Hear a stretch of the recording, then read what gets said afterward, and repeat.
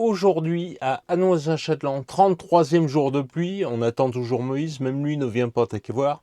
Moi, en attendant, j'ai apporté une petite modification sur le camping-car. Pour allumer les deux rubans LED qui sont sur le nez de marche que tu vois ici, j'avais un petit interrupteur ici qui est toujours opérationnel. Et en série sur l'interrupteur, j'avais ce variateur avec cette molette, tu vois, qui me permettait d'ajuster l'intensité de la lumière. Sauf que j'avais fait un pré-réglage car il se trouvait derrière le tiroir, donc il fallait ouvrir le tiroir, je passais ma main à l'intérieur et effectivement tu vois je pouvais venir ajuster lorsque tu connaissais la position de ce variateur, tu pouvais donc venir ajuster l'intensité de la lumière LED comme ça. Autant te dire que je ne passais jamais la main à l'intérieur ici et que j'avais fait un pré-réglage et je n'y touchais plus, je me servais uniquement de l'interrupteur ici pour faire on-off sur le ruban LED. Tout a changé depuis cet après-midi puisqu'à la place j'ai monté ce variateur. Alors il est plus petit certes, mais il a surtout plus de molettes car il est pilotable par radiocommande Bluetooth. Les connectiques étaient les mêmes, tu vois, je ne les ai même pas remplacés puisque c'est exactement les mêmes.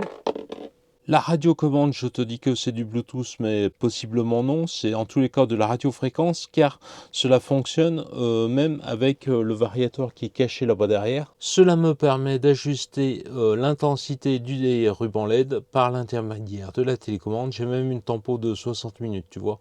Et je peux éclairer et éteindre le ruban LED depuis la télécommande. Alors évidemment, j'ai laissé l'interrupteur on-off en série sur le variateur car comme tu le sais, lorsque tu fais uniquement off avec la radiocommande, le variateur lui reste toujours sous tension pour attendre le signal de la télécommande si tu veux le remettre sur on. Donc c'est pour ça que j'ai toutefois laissé l'interrupteur en série sur le variateur.